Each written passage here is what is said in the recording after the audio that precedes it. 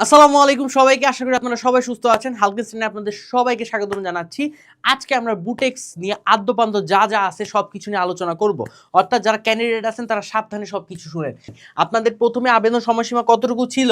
আপনার গত মাসের 11 তারিখ থেকে স্টার্ট করার কথা ছিল এবং এই মাসের 11 তারিখে। এরপর হচ্ছে যোগ্যতা প্রার্থী, মানে বুটেক্সে কিন্তু ভাই সবাই বসতে পারে না, একদম চিরন্তন সত্য কথা।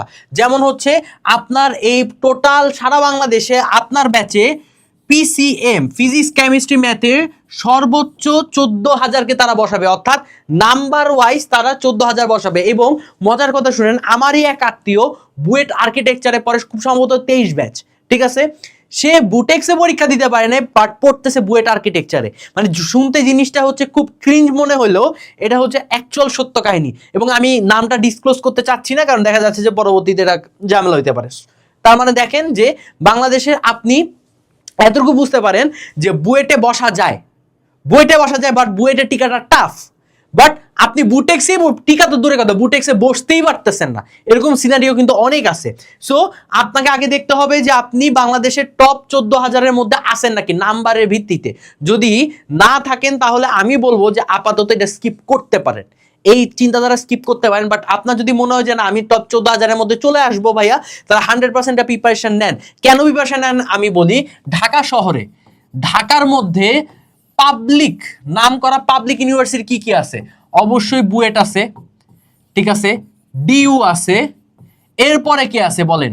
বুটেক্স আছে। আমি পাবলিক ইউনিভার্সিটি বলতেছি ইঞ্জিনিয়ারিং এর পার্সপেক্টিভে বলতেছি। বুয়েট তো 100% ইঞ্জিনিয়ারিং, ঢাবির অনেকগুলা ডিপার্টমেন্ট আপনার ইঞ্জিনিয়ারিং ট্যাগলাইন দেওয়া, মানে আর বুটেক্স টোটালটা কিন্তু ইঞ্জিনিয়ারদের। আপনি যে সার্টিফিকেটটা পাবেন এটা হচ্ছে বিএসসি ইন টেক্সটাইল ইঞ্জিনিয়ারিং, এভাবে করে আপনার সার্টিফিকেটের নাম লেখা থাকবে, ঠিক আছে। আচ্ছা, এরপরে কি হচ্ছে যোগ্য প্রার্থী, আপনি প্রার্থী হিসাবে যোগ্যতা অর্জন করতে পারছেন নাকি পরীক্ষার জন্য, সেটা 21 তারিখে আপনাকে বলে দেওয়া হবে। এবং আপনার অ্যাডমিট কার্ডটা অবশ্যই টাইমের মধ্যে ডাউনলোড করে নিতে হবে। এবং পরীক্ষা হচ্ছে আমার জানুয়ারি মাসের 9 তারিখ, মনে রাখবেন, জানুয়ারি মাসের 9 তারিখ। এবার কথা আসি যে বুটেক্সে ভাই কিভাবে প্রিপারেশন নিব। প্রথম কথা, অনেকেই বলেন যে ভাইয়া বুটেক্সের জন্য আলাদা প্রিপারেশন নেওয়া উচিত নাকি। আমি বলবো আপনি যদি 100% বুয়েট ডেডিকেটেড থাকেন, তাহলে আপনার জন্য প্রিপারেশন নেওয়াটা খুব ইজি হবে, ঠিক আছে। মানে আপনি বলা যায় যে 90% পথ অলরেডি বুটেক্সের জন্য আপনি অতিক্রম করে ফেলছেন। এবং এইভাবে বলা হয় আপনি যদি বুয়েট প্রিপারেশন অ্যান্ড ডেডিকেটেড ভাবে আপনি চুয়েট, কুয়েট, রুয়েট, বুটেক্স এদের মধ্যে যে কোনো একটাতে অবশ্যই আপনি কোনো না কোনো ভাবে চান্স পেয়ে যাবেন, এটা একদম চিরন্তন সত্য কথা, ঠিক আছে।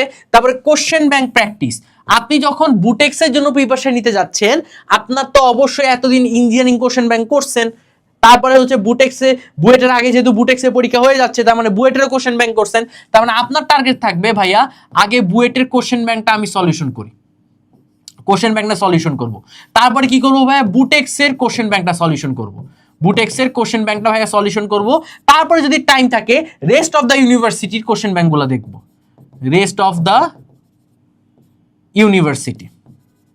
ইঞ্জিনিয়ারিং ইউনিভার্সিটির কোশ্চেন ব্যাংকগুলো দেখবো। যারা যারা ভাবেন যে মনে হয় বুটেক্সে হচ্ছে বিগত সালে কোশ্চেনগুলো থেকে তুলে দিবে, তারা 100% ধরা খাবেন। বুটেক্স কখনোই তার বিগত কোশ্চেন ব্যাংক থেকে তুলে দেয় না, ডাইরেক্ট তুলে দেয় না, ইনডাইরেক্ট ভাবে তুলে দেয়। এবং তারা টোটাল কোশ্চেন ব্যাংকটাকে তারা ফোকাস করে, হোক সেটা চুয়েটে আসা কোশ্চেন, হোক সেটা রুয়েটে আসা কোশ্চেন, তারা সবাই এই জিনিসগুলোকে ফোকাস করে। অর্থাৎ ইঞ্জিনিয়ারিং স্ট্যান্ডার্ডে আপনাদের কোশ্চেনটা হবে, ঠিক আছে। বাট হ্যাঁ, বুয়েটের মধ্যে হার্ডনেসটা থাকবে না, বাট বুয়েটের মধ্যে হার্ডনেসটা না থাকলেও তাও আপনি দেখবেন ইঞ্জিনিয়ারিং ফ্লেভারটা আপনি 100% পাচ্ছেন। এরপর হচ্ছে ফাস্ট ক্যালকুলেটর টাইপ, আপনার যেহেতু রিটেন পার্ট দেওয়া আছে, তার মানে আপনার ক্যালকুলেটর খুব ফাস্ট টাইপ করতে হবে, খুবই ফাস্ট টাইপ করতে হবে। এবং মাথায় রাখবেন কোনো কোশ্চেন যদি আপনি না পারেন, তার 50% আপনি লিখে দিয়ে আসার ট্রাই করবেন, অ্যাটলিস্ট সূত্র, তার সাথে 2-3 লাইন, আপনার 2টা বা 3টা লাইন হচ্ছে আপনি লিখে দিয়ে আসার ট্রাই করবেন। তাহলে হবে কি, স্যারের যদি মন মর্জি যায় পার্শিয়াল মার্কিং এদিকে আপনি চলে যাবেন। কারণ যত বেশি আপনি মার্ক তুলতে পারবেন, হোক সেটা ফুল মার্ক বা পার্শিয়াল মার্ক, আপনার জন্য খুবই ভালো। আপনার সিটটাও আগের দিকে থাকবে। তারপরে এখানে কি কি থাকতেছে, ফিজিক্সে 60, ম্যাথে 60, কেমিস্ট্রিতে 60, এগুলো তো ভাইয়া জানি। ইংলিশে এখন আমি কিভাবে প্রিপারেশন নিব? এই যে একটু আগে বলছিলাম না, বুয়েটের কোশ্চেন ব্যাংকটা দেখতে হবে। বুয়েটের কোশ্চেন ব্যাংক, বুটেক্সের কোশ্চেন ব্যাংক কেন দেখবেন ভাইয়া? বুটেক্সে যে ইংলিশগুলো আছে সেটা প্রিভিয়াস ইয়ারে কিভাবে দিছে, প্রিভিয়াস ইয়ারে কিভাবে দিছে সেটা হচ্ছে আপনাকে আগে ভালো মতো পড়তে হবে, ঠিক আছে? প্রিভিয়াস ইয়ারে আমি কিভাবে দেওয়া হয়েছে, ওকে। এরপরে কথা হচ্ছে যে ভাইয়া বুটেক্সে তাহলে যে পড়বো, অনেকে তো বুটেক্স সহ্য করতে পারে না বা অনেক বুটেক্স চিনেও না। আমি একদম সত্য কথা বলতেছি, বুটেক্স চিনে না।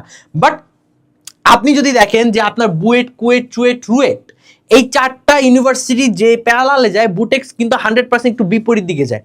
কারণ বাংলাদেশের টেক্সটাইল সেক্টর, এটা বুটেক্স যেহেতু বলতেছেন তার টেক্সটাইল সেক্টর, আপনি অবশ্যই এটা একটু হলেও আইডিয়া আছে।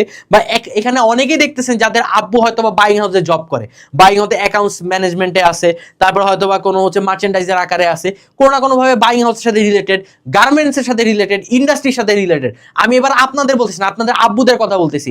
আপনাদের ফ্যামিলি কোনো না কোনো পার্সন আছে ডাইরেক্টলি ইনডাইরেক্টলি আপনার টেক্সটাইল ব্যাকগ্রাউন্ডের সাথে রিলেটেড, ওকে।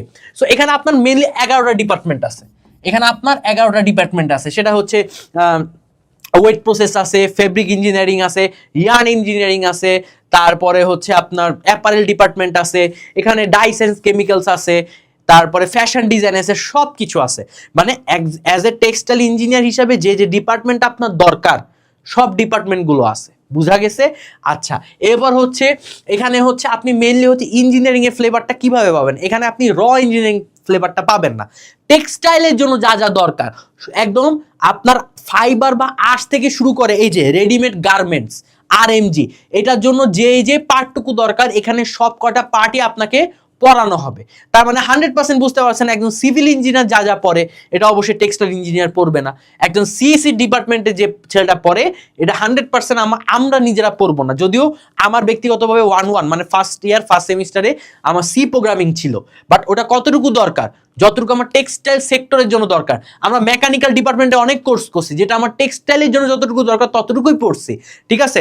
আমরা ম্যাটেরিয়ালসের কোর্স করছি, ঠিক আছে? ম্যাটেরিয়ালসে যতটুকু টেক্সটাইলের দরকার ততটুকুই পড়ানো হয়েছে।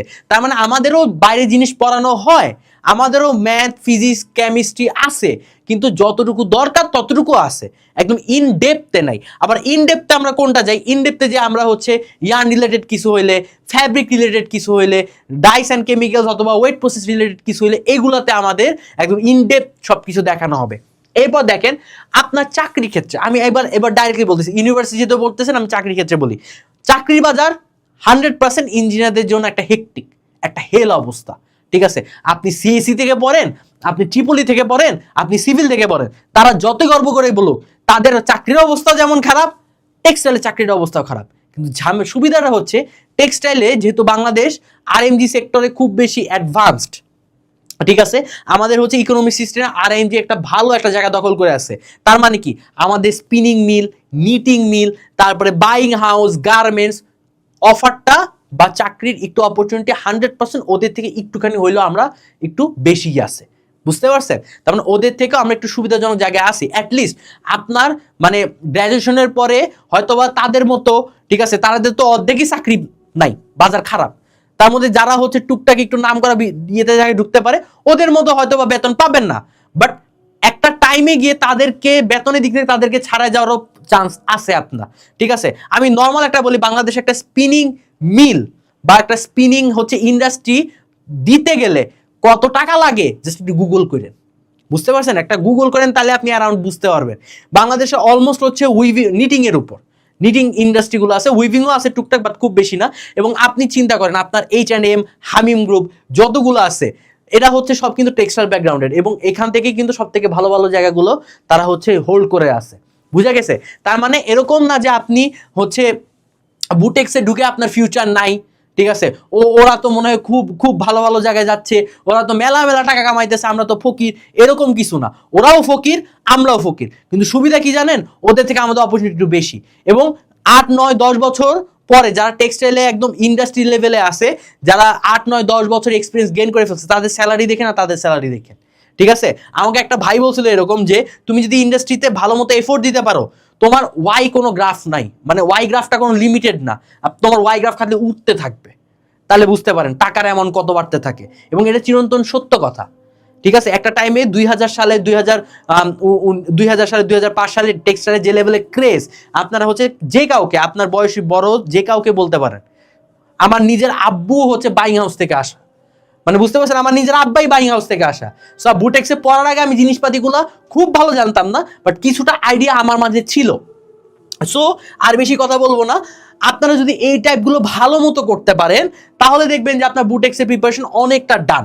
এবং বুটেক্স কেন আমি এত বেশি প্রেফার দেওয়ার একটা রিজন, এক তো হচ্ছে টেক্সটাইল ইন ফিউচারে টেক্সটাইলে ভালো একটা অপরচুনিটি আছে আপনার জব সেক্টরে, মানে জব সেক্টর, আমি অন্য রিসার্চ কিচ্ছু সরকারি কিচ্ছু বললাম না, সরকারি তো বুটেক্সের পোলাপান অনেক আছে, আপনি শুধু একটু রিসেন্ট খবর নিন, আমি ওগুলা কিছুই বললাম না। অ্যাজ এ টেক্সটাইল ইঞ্জিনিয়ার হিসেবে আমার অপরচুনিটি কেমন, এটা যেমন বললাম, ঠিক তেমনি এটা কিন্তু ঢাকার মধ্যে, একদম ঢাকার প্রাইম একটা জায়গায় অবস্থান করছে। তার মানে আপনি যদি এখানে পড়েন তাহলে ঢাকার যে ফ্লেভারটা, 4 বছর ঢাকার ফ্লেভার আপনার হয়ে যাচ্ছে। এবং যেহেতু পাবলিক, আপনার টাকার পরিমাণও কম, সো আপনি যদি মোটামুটি এই ক্রাইটেরিয়াই হচ্ছে আপনি অ্যাডমিশনটা শেষ করতে পারেন, আশা করতে পারতেছি বুটেক্সে আপনার একটা সিট আসবে। এবং পরবর্তীতে শুনেন বা আগে শুনেন, এটাই শুনে রাখেন, বুটেক্সে আপনি ওয়েট প্রসেস ইঞ্জিনিয়ারিং এ পড়েন অথবা ডাইস বা কেমিক্যালস পড়েন, বা আমি যেমন টিএমডিএম এ আছি টিএমডিএম এ পড়েন, textile machine design and maintenance, 70 থেকে 80% পড়া 11টা ডিপার্টমেন্টের সেম। কারণ অ্যাজ এ টেক্সটাইল ইঞ্জিনিয়ার আমি যেমন মেশিন নিয়ে, textile machine design and machine maintenance নিয়ে আমি পড়তেছি, এখন মেশিন মেনটেনেন্স পড়তে গিয়ে আমার অন্য ডিপার্টমেন্টের কোর্সগুলো আমাকে করা লাগতেছে, এবং সবারই এখানে দেখা যায় যে 70 থেকে 80%-এরও আরও বেশি সেম কোর্সই থাকে। কিছু মেজর কোর্স থাকে, ওটা একটু ডিফারেন্ট হয়ে যায়, বাট অলমোস্ট ইজ সেম। তার মানে আপনি যে ডিপার্টমেন্টে পড়েন না কেন, পাশের ডিপার্টমেন্টে সবকিছু আপনাকে জানা লাগতেছে, এটাই হচ্ছে সব থেকে বেশি সুবিধা। বুঝা গেছে? সো আজকে আর বেশি আগাবো না, আপনারা আশা করি আপনারা সবকিছু বুঝতে পারছেন। বুটেক্স নিয়ে আপনাদের যা যেটা ধারণা ছিল বা বুটেক্স নিয়ে আপনাদের যেটা সংশয় ছিল, এগুলো দেখবেন, ভালো মতো পড়বেন, ইনশাল্লাহ একটা ভালো আপনাদের জন্য একটা আউটপুট আসবে। টাটা সবাইকে, আসসালামু আলাইকুম।